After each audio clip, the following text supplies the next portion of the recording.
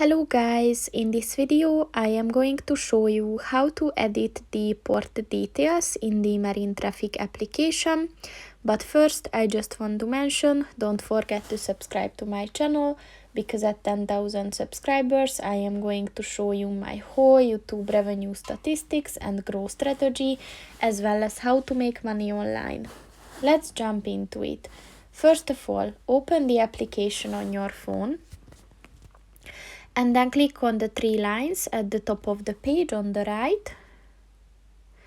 And then if you scroll down at the tools section, click on the settings button. And then click on the performance button. And scroll down and look for the port details section and click on the show/hide tabs button. So here you can choose if you want to show or hide different port tabs. So for example, if you want to hide port calls or average arrivals, then just click on the white circle next to them. And once it disappears, it means that these functions are hidden. So once you're ready, just click on the tick button and it is set. So that's pretty much it for this video, guys. See you in the next one. Goodbye.